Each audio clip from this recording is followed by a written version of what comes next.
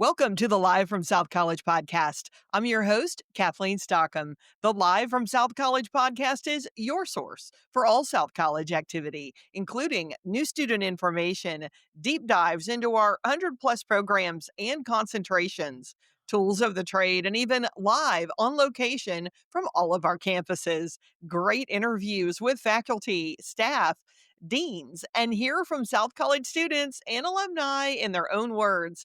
From certificates all the way to doctoral degrees, catch up with Live from South College for the lighter side of helping your dreams find direction. I know we talk a lot about our PA programs on the podcast, but today I'm excited to do even more. These students are the most poised, driven, and some of the greatest kids you will ever meet. Well, I call them kids because they're all younger than me. We are back just beyond the sounds and the lights of Broadway in Nashville. I'm in Tennessee to talk about the PA program at South College Nashville with Program Director Dr. Jeffrey Peacock. Hey, Jeff.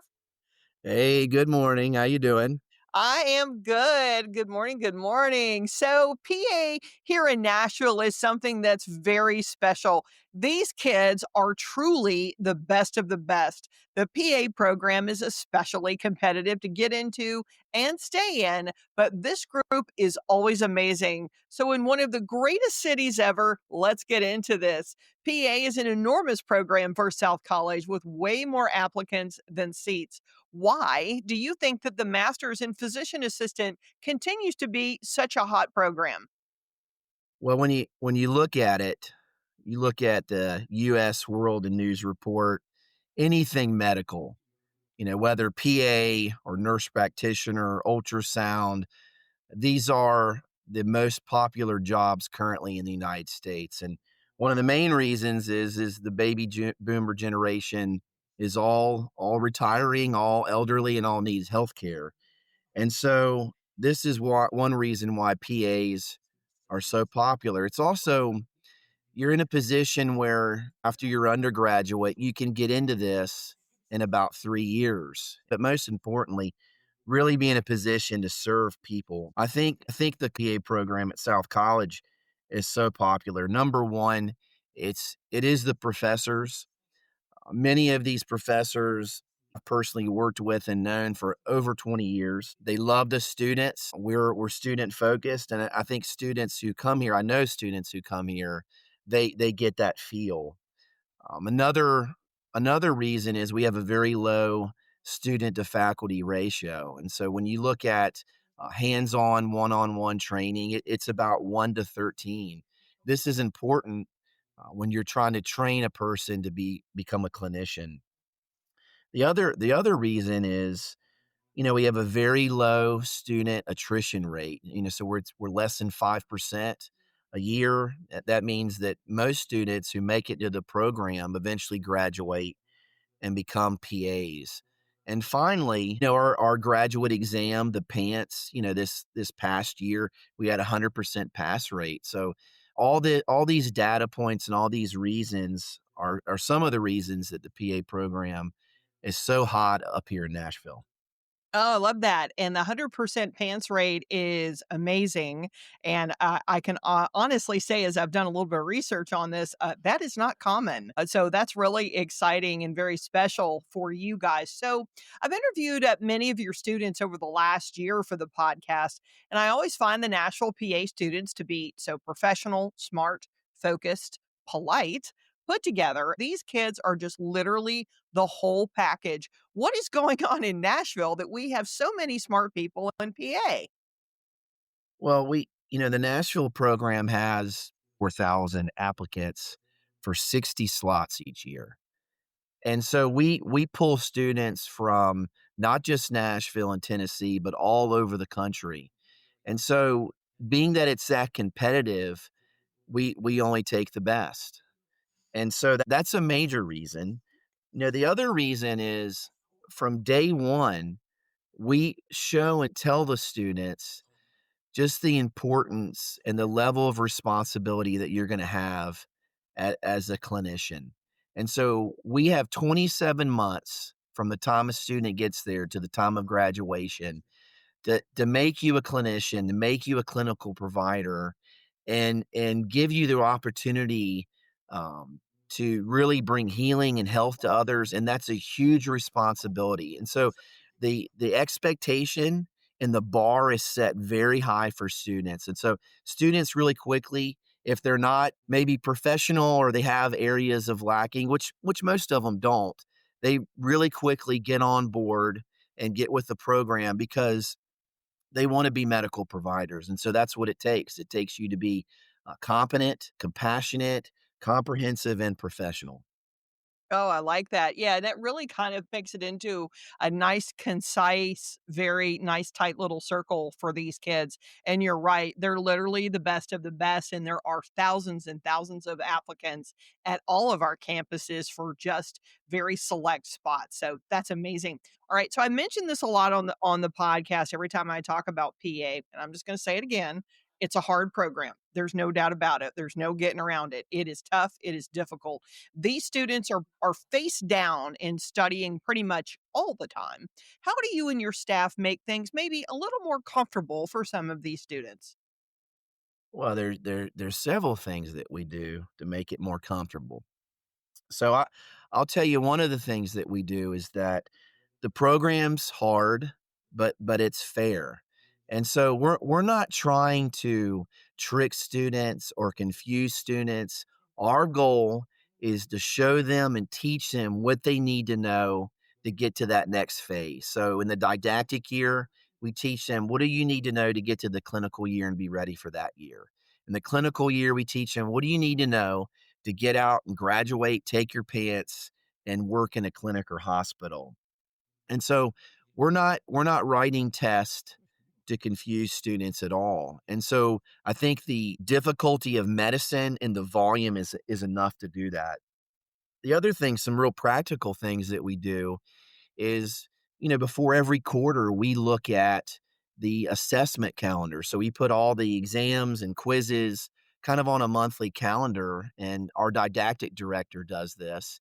Mhm. And what we do is we try to make sure that we're managing their study priority and their focus. And so if you have a day with 3 exams or 3 quizzes, we try to make sure that we're staggering those, mostly because we don't want students to cram. We don't want students to have to choose, do I study today neurology or cardiology and blow off the other one? And so that's a practical way that we do for students. The other thing is that most of our faculty works in clinic on Fridays. And so on Fridays, students, they don't have class most Fridays.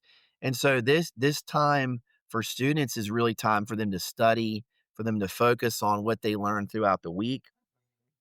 The other thing that we do is, I don't know how the saying goes, but you need to make sure you see the forest through the trees. I may have Mhm. said that wrong, but it's focus on the important things and the big picture items. You're not going to learn cardiology in a year. But what we can do is we can teach you the basics, we can teach you the fundamentals and get you ready for that next phase. So those are some practical things. The other thing, just some fun stuff is, during labs we allow students to wear scrubs. It's a little more comfortable. Yesterday for PA week, we had potlucks, and so this brings just like esprit de corps to students and allows students to have some fun while they're doing it. But we try to have fun too, and so in lab we're a little more relaxed. And those are just some practical ways that we try to help students get through a difficult course load. Well, yeah, I was gonna ask you if you let them have some fun, so I'm glad to hear that, and also, I'm going to assume, and the students that I interview at all campuses, they do find avenues and alleys to go have fun, go have dinner, maybe have a cocktail or 2. Yeah, you got to And, do that. You got to do yeah, that. well, I mean, with Broadway right there, I mean, I would think that might be a distraction, but that's just me, Well, I would say on a typical week that class is running Monday through Thursday, I tell students, "Look, you just have to get to Thursday night, and then you can take a break." And so most students will take a break Thursday night. They'll go out with friends, have a good burger, have some fun, and then they'll, of course, wake up on Friday and start with the books again. Yeah, that makes sense. That makes total sense. It's kind of the opposite for other college students where Friday is kind of like, yeah, I'm not going to class. Or like I said, maybe that was just me. I don't know. Anyway, so we just launched the Doctor of Medical Science program aimed at working PAs.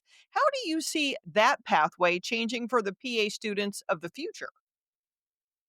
Well, look, PAs, we're noticing that, of course, every place needs more providers. And so I'm just, speaking of my own experience, many times I was the sole provider at a clinic. And so the demand for more clinicians is definitely there. And so it's a supplier demand issue. And I think the new doctorate allows PAs and providers to gain more competencies. And so, for instance, in Tennessee, we have, a new license compact, allows you to get licenses in multiple states. And so this allows PAs to have more autonomy. So a doctorate degree is just keeping up with that trend. So if you look at doctorate of physical therapy, you look at nurse practitioners have already moved towards doctorate degrees. And so PAs are just following that trend.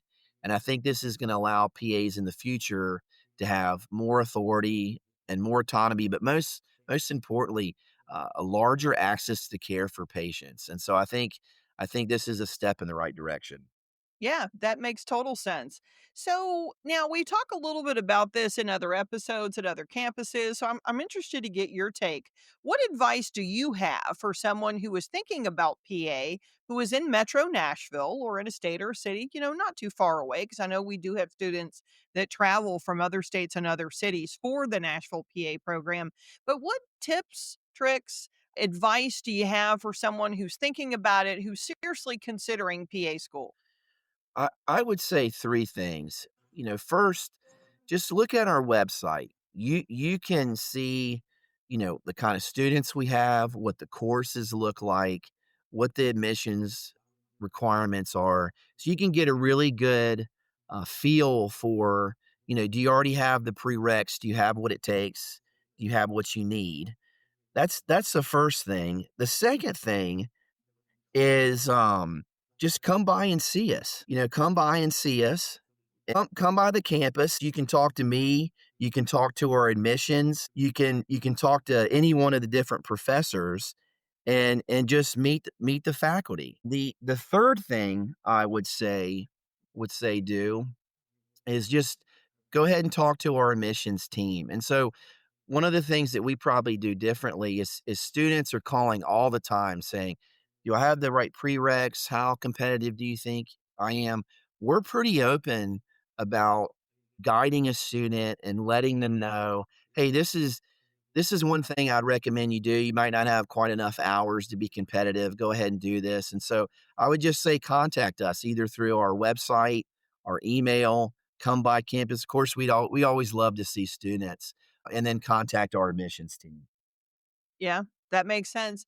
And I know that's a question that we get emailed in all the time is who can give me a sense of before I apply, am I good enough? And so it's hard because they have to go through the PA CAS system. So they haven't really applied yet. And so it's kind of hard until you have obviously the whole package in front of you. So any tips on the interview? What about the interview? And what advice do you have when they're invited to come in for an interview to really nail that conversation?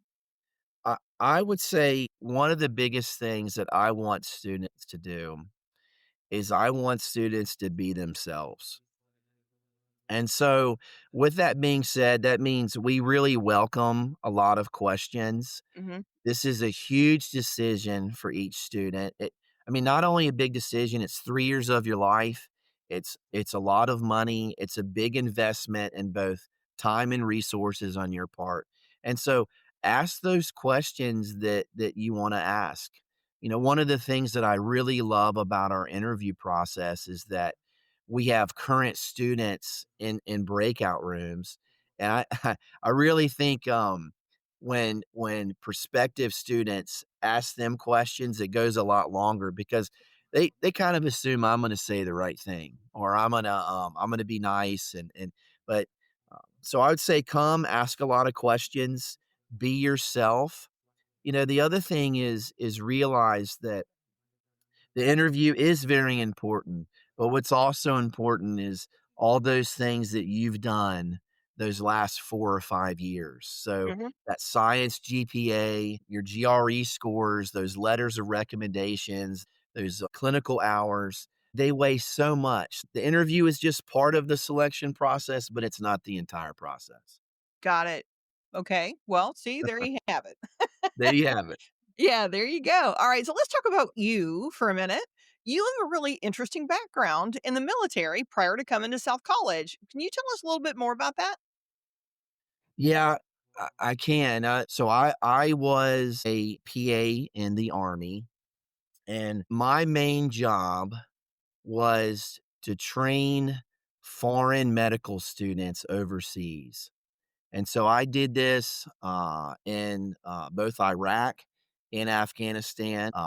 And so my last position was to start a PA program in Afghanistan. This was in 2010, and then my other job was to be a mentor for physicians in both emergency medicine and trauma medicine in Mhm. Afghanistan.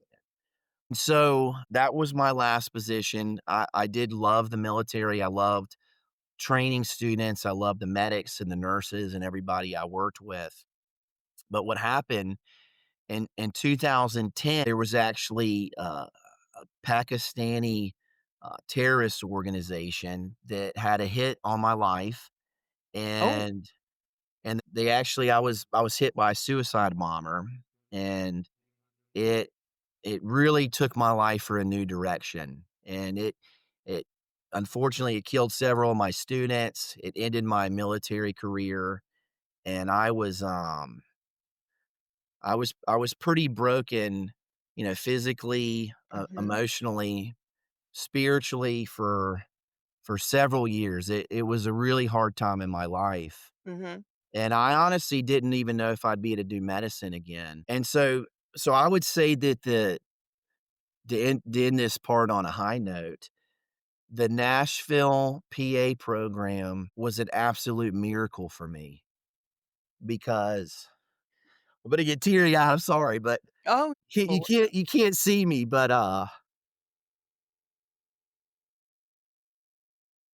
take your time. see, God just turned it all around. Mhm. Wow. That's that's amazing. That's amazing, and it definitely led you to where you are to actually teach the next generation. I love that. That's so powerful. Amazing.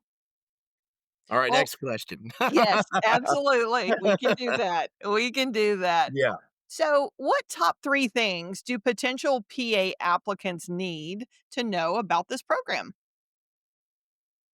Top 3 things. Well, realize that every student who comes here is gonna have imposter syndrome. That's normal. And so what I mean by that is medicine is so broad, you never feel like you really are a master of it.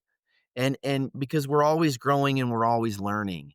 And so I feel this even today. And so that's a normal part of the PA experience. And that's important to tell students that this is normal.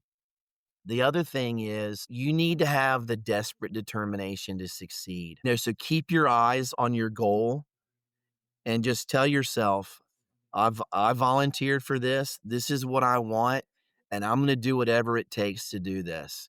And so this type of grit, this type of growth mindset is important to be able to get you through the PA program. It For many students, it's going to be one of the most challenging things they've ever done. And so having that mindset is helpful. The third thing is, and I talked to a student about this yesterday, is that if you want to be a good clinician, you have to understand that this is really about serving other people. Mhm. This is not about serving yourself. This is about bringing healing and health and love to others. And so it helps to kind of have that in your mind. This is not about clout or a degree or the money. This is Mhm. about bringing healing and serving other people that are, in many cases, at some of the lowest points of their life. The people that you're gonna see, they're sick, they're broken, they're hurt, they might have, psychiatric problems. This is who you're serving, and Yeah. so it's a real honor to do it, but that's what you're getting into. And so, I would say that those are the 3 things, service and grit and have a desperate determination to succeed. Oh, that's amazing. It's interesting you say that. My daughter is an ER nurse. And she often says that the best part of her job, ironically, is to help people that probably the worst day. And she said there's so much reward in seeing people at their worst. When they come into the ER, particularly in a large metro downtown emergency room, she sees a little bit of everything. And she often speaks of that there is reward in being able to show up and help and address and help get things figured out and get things sorted out. And sometimes those visits don't end on a great note. But on the other hand, she also feels compelled and drawn to that Yeah. service. And she's actually getting ready to go into the Navy to become a Navy ER nurse. And we just got that piece of news not long ago. And I think it's amazing, and I'm really excited for all of these students because it is truly a calling, and it takes a very special individual, exactly to your point, to be able to put everything else aside to take care of what's in front of them and want what's best. So I love that. Well, let's lighten this up just a tad. What do you do in your spare time? Well, I have a ton of it. I've got 2 teenagers and a preteen, and, of course, I've been married to my Okay, wife now. I feel for you. That So most evenings are soccer games and basketball tournaments and volleyball tournaments, and that's most evenings, with my three kids and wife. The other thing that I do is I've got a couple of young men that come to my house really early in the morning, and, I kinda mentor them, and we lift weights together. This helps me keep healthy and try to stay young, but also gives me an opportunity to speak life into some people.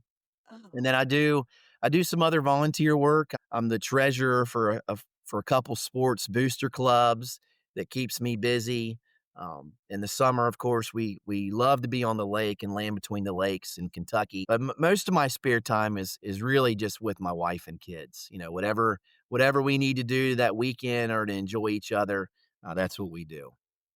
Oh, that's awesome. My goodness. I always liked you and always thought you were awesome. And now I think you're even more awesome because that is incredible. You hold down a full time job, obviously growing next gen healthcare leaders, and you're also mentoring young men early in the morning, lifting weights and running around behind kids and their activities. You're awesome. I think that's great. Well, thank you. Thank you. All right. So I ask all of my podcast guests this question. So you're no exception. What kind of student were you in school?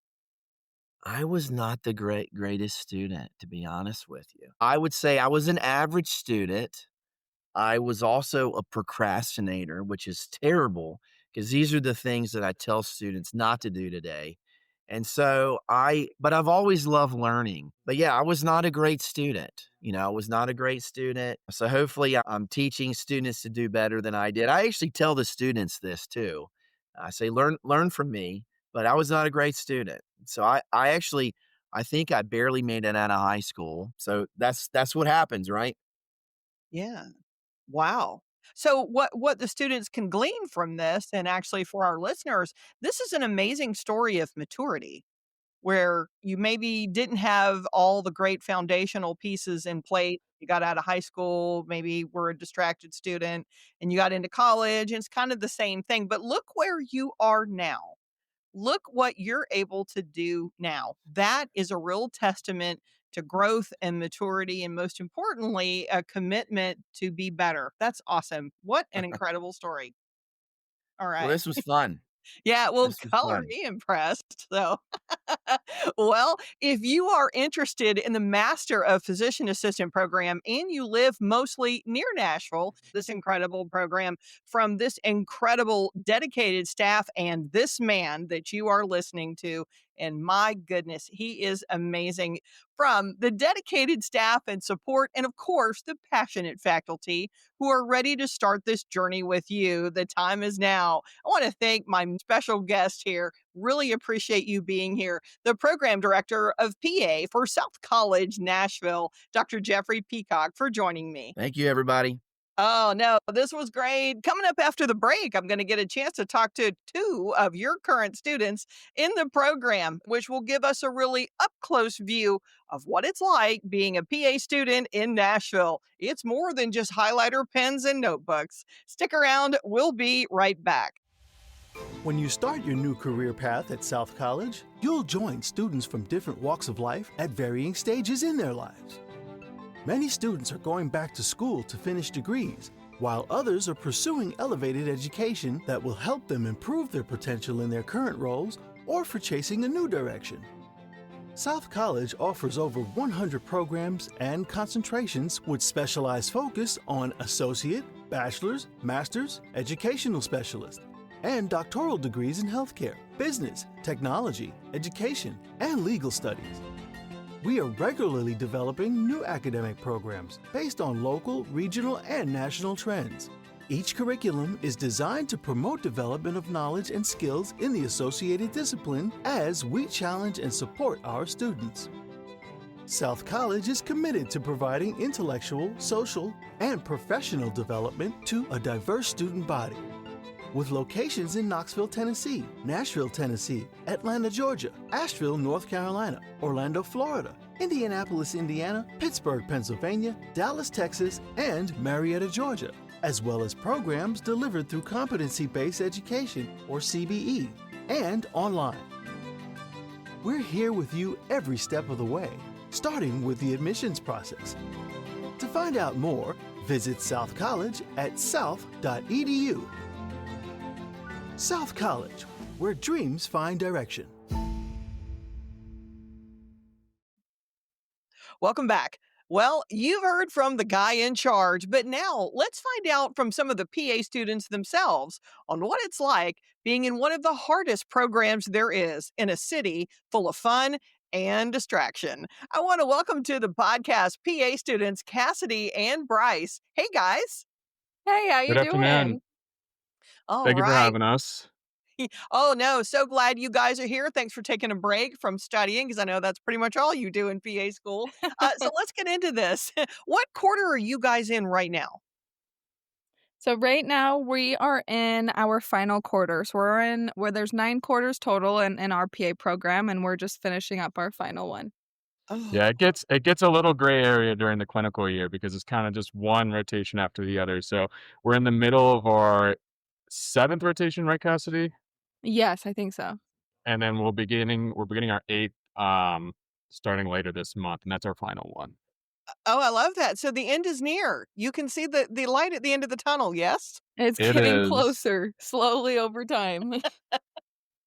Oh, I love that. All right. So tell me, what's been the hardest thing so far? PA school, of course, is notoriously tough and difficult, but what's been the most challenging? Bryce, I'll start with you. I think everyone in the cohort would agree content is, of course, going to be the first thing that comes to mind, both volume and just how fast paced the program is. You learn a lot in 27 months. It's a lot of medical knowledge. You learn both foundational medical skills and like procedural skills as well.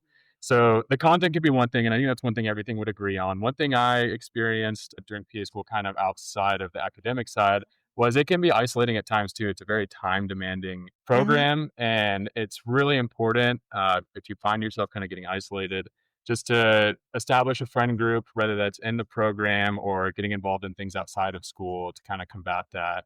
So you can stay engaged with others, because that was one thing that I definitely experienced and found a lot of relief with once I found a good core group of friends in the program. Yeah. Yeah. What about you, Cassidy? What's been the hardest thing so far? Yeah, I mean, I would agree with everything Bryce says for sure. The content, it can be very challenging, and especially kind of starting off that first quarter, just being like, okay, what in the world did I get myself into? And changing how you studied in undergrad and in college, it can be a big switch. I think for me, kind of one of the hardest things I would say is going through like didactic year, you learn all this stuff and you're like, okay, like I'm tested on it, I'm doing fantastic, or I'm making it through, whatever.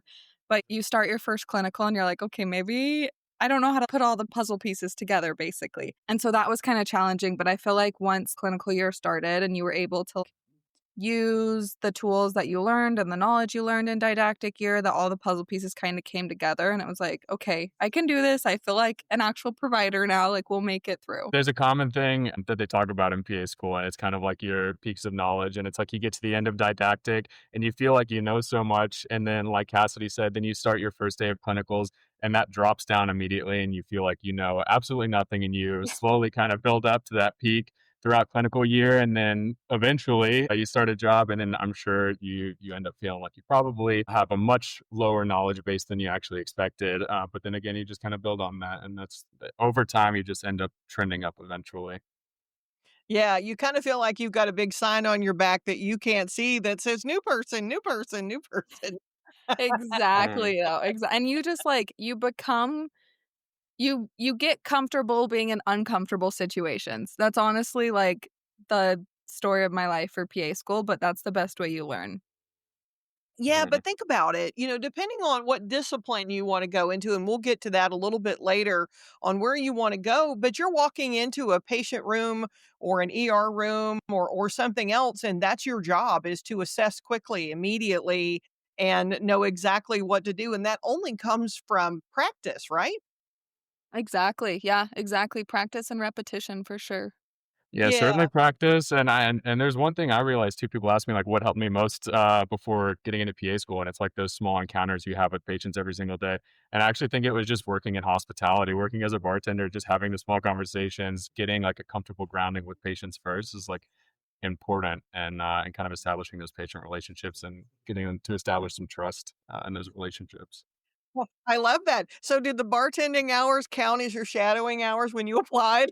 No, unfortunately, South College, and I believe that's probably universal across all PA programs, that they did not consider those direct patient hours or things for applications. Well, that's no fair. That's no fun. I was gonna say, you could count that as like psych hours, I feel like. Oh yeah, there are plenty of psychiatric patients. No, I'm just joking. But I love it. Where were you a bartender at, if I may ask? I went to undergraduate at Florida State University, and it was a company that actually did third party catering. So we would go to weddings, we would go to business events, and so it was like we took the bar to them.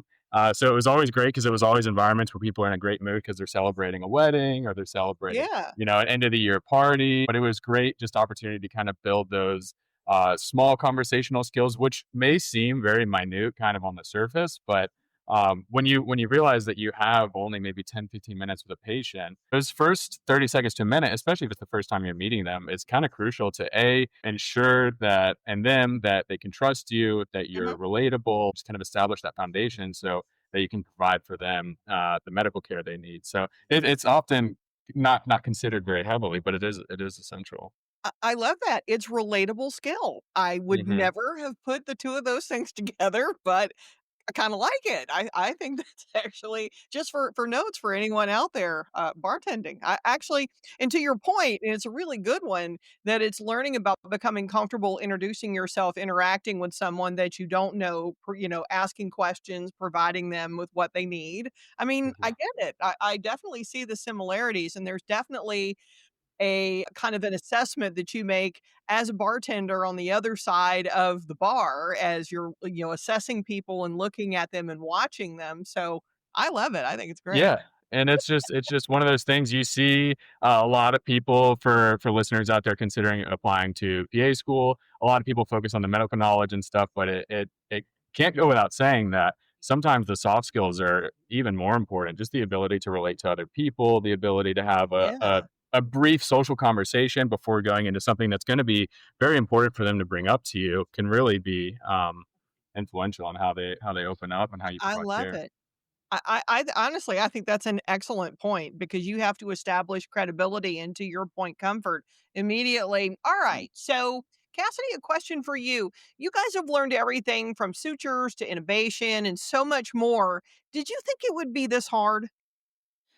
That's such a hard question. I definitely went into PA school going, okay, I know this is going to be hard. This is going to be challenging. Probably everyone has heard the saying of you're drinking through a fire hydrant, and that's honestly how it is. And so I kind of went into it going, okay, I know it's going to be hard. It's going to be harder than undergrad, and kind of having that expectation. So I feel like I would rather expect it to be harder than I think it was than go in thinking it was easy, if that makes sense. So I definitely went in Hmm. thinking that, okay, this is gonna be hard. And don't get me wrong, it definitely was, but I feel like going in that way, I was able to set up like great studying habits and just good time management skills in my first Hmm. quarter. And I feel like that made the other quarters not as bad as they could have been. All right. So while Bryce was at the bar, where did you do your shadowing hours? Well, not that fun, unfortunately. I worked in a women's health clinic as an MA, and so that's Hmm. where I worked beforehand. But I feel like it taught me a lot, just in medicine in general, even outside of women's health. It taught me a lot about different labs and medications and diagnostic studies and things like that. And just same with kind of what Bryce said with talking with people at the bar. I mean, as an MA, you're the one who's rooming the patients, taking the vitals, and having that brief conversation with people, and it's just that fast, easy skill of having a conversation and kind of just being a human being with people. Yeah. Do you think it's redirected your ability on first impressions? We're all guilty of first impressions. All of us are as human beings. But now that you've had a chance to approach it from a more clinical perspective, has it changed how you view first impressions when you look at someone? I would say, yeah, I think so. It's definitely it's so funny being able to kind of watch patients. Their entire demeanor almost changes once you like 'cause you introduce yourself as a student and you can kind of see they're like, "Oh, okay, like, I'm gonna have to say the same thing twice to them and then the provider," and then once you kinda sit down and talk with them and you become relatable or you're just a person, you're not a robot, you're having a normal conversation, you can kind of see their entire demeanor change, and they're like, "Okay, I can actually talk to this person. It's not gonna Mhm. just be kind of pulling hair to be in my doctor's appointment." But I do feel like it definitely has changed kind of my first impressions with people for sure. Yeah, Bryce, what about you? Has your ability on first impressions been altered a little bit, perhaps? I would say I think one thing that's really important is that I've found kind of through this year and just through medical training is you really have to have your clinician cap on one time at one time, and then you sometimes just have your personability cap on at another. And based on a first impression, you can actually get a lot of clinical knowledge just about a patient, even without them saying a word.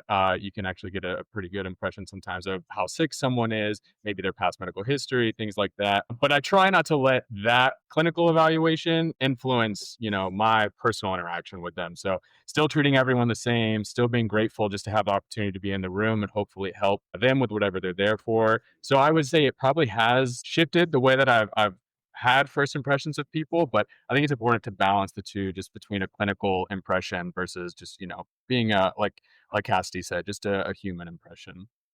Yeah, that makes sense. All right. So, a question for both of you. Why PA? I mean, why or kind of what led you to choose physician assistant as a profession? Bryce, we'll start with you.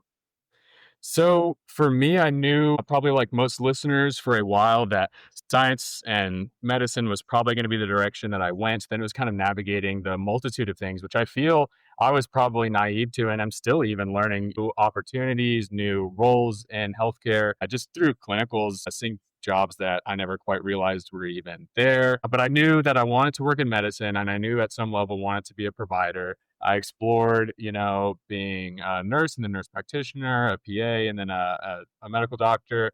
And I was drawn to PA mostly because I saw how fast they were growing. It's the most rapidly Hmm. growing field in medicine. The demand is incredible, and the roles and responsibilities are increasing. So the demand I knew was there. So I knew it was going to be sustainable in terms of a career, and then also knew that it was a very flexible role. One thing about me is I'm very indecisive and can sometimes change what I like and don't like. And I was afraid that if I went the physician route, that I might end up finishing residency, maybe be a pediatrician or something like that, and find out in a couple years either A, I didn't like the lifestyle, or B, I didn't like kind of the clinical experience. So with the role of PA, I realized that you had the flexibility to kind of move around if you wanted to, or if you were that kind of person, but also still have the capacity to really specialize and really spend a whole career getting into a certain field and really becoming an expert in that field as well. So it just offered the flexibility, and just it being such a growing position is what Oh, I drew me like to it. that.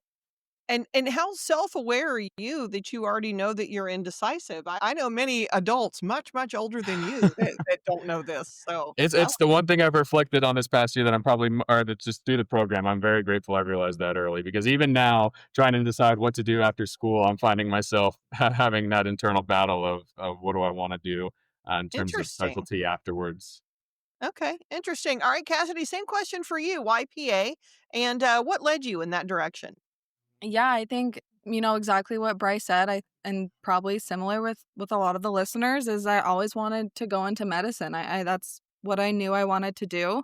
Growing up, I'm a first generation college student, so no one in my family's in medicine. And so I didn't really know a lot of the different job positions out there. I knew there was a nurse, I knew there was a doctor, and so in high school I was kind of going back and forth on the two, but neither one just ever felt right, felt like it fit me and who I am. And then actually when COVID hit, that's kind of when I first started hearing more about PAs and a lot of these PAs who were in dermatology or in these other specialties that weren't as busy anymore just due to the pandemic. They were able to kind of switch and go to the front lines and go where they needed help or they were understaffed in certain areas. And I saw that. And for me, in a time where I feel like most people felt just helpless in the world with everything going on, I went, okay, this is something that I feel like I want to be a part of and a part of this community that can switch specialties at any time and go to the front lines and help when it's needed. So then I started looking into more about that and I shadowed PAs, I shadowed NPs kind of to get a feel of both of them. And ultimately, I just felt like the PA route just agreed with me better and kind of how I want to be as a provider. Yeah. Oh, I love that. Very solid thinking on both of your parts. I've interviewed students for PA before, and some say, "Oh, I have a family member who was a PA, or I wanted to do something in medicine but didn't want to go to med school." So it's really interesting to hear all of the different reasons. All right. So the most important question: once you get out and we have a little celebration and a happy dance, and you pass your pants exam, Bryce, what's next? For me, it's gonna be vacation first. I'm gonna need so I think we graduate December 12th. My pants day is scheduled for January 8th, and I will be taking at least a little bit of time personally just to see my family. My family's from Orlando, Florida originally. My family's still there. So taking a little bit of time just to be with them. We have a couple weddings in Florida in January, so gonna try to get some time just with family and friends, just because it has been a busy 27 months up until Mhm. now, not many opportunities through such a time demanding program to do that. So first and foremost, want to see them, want to just get a little bit of time, but then obviously focusing on job search, which kind of ends up happening at the end of your clinical year as well, where you start kind of looking for opportunities and things like that. I've been looking down in Florida and considering kind of doing like a trauma or orthopedic role. I ended up having a rotation here at Vanderbilt, which is a level one trauma center, and absolutely loved it. Got to go to trauma activations in the emergency room and also got to manage patients in the ICU Mhm. on a more inpatient side. So I really enjoyed doing that, just considering doing that as well. And then my next elective is an orthopedic surgery rotation where I'm hoping to like it. I like being in the operating room, so we'll see. Professionally, it's going to end up probably being something more trauma inpatient or maybe an orthopedic surgery type role. Nice, nice. That sounds really good, and love the fact that you're based out of Orlando. We just started and just seated our very first PA cohort for South College Orlando. So they are just at the very beginning of the journey where you guys started some time ago. So there you go. You've got some colleagues out there in your hometown. All right, Hmm. Cassidy. So same question. You get out, you pass your pants, and we have a little celebration. Hopefully, a little champagne. What happens next? Yeah, I mean, I'm right with Bryce. The first step is definitely a vacation. My friends from home, they're already kind of talking about it, trying to get everyone together to find a good time just to kind of go on vacation and relax just cuz I feel like we haven't been able to do that in a while. But just studying, like Bryce said, we graduate December 12th. I take my pants January 3rd. And so I basically looked at my husband and my family and said, hey, we can celebrate Christmas after January 3rd. And I'm going to be basically non-existent for those few weeks just to focus on that pants. So maybe some celebrations, some after holidays things as well. And then just job searching. Right now, I'm doing my women's health rotation actually at the same clinic that I worked at before PA school. And I'm just loving it so far. I'm actually on call today. So we just finished up a C-section and just waiting on some moms to deliver. And I'm just keep falling more and more in love with it. And so hopefully there'll be a job with them in the future. Oh, that's fantastic. Well, thank you for tearing yourself away from all the cute babies. So that's amazing. Thank you. I feel honored. All right, guys. What's the best advice you have for someone who is thinking about PA and considering applying to South College Nashville? Cassidy, take it away.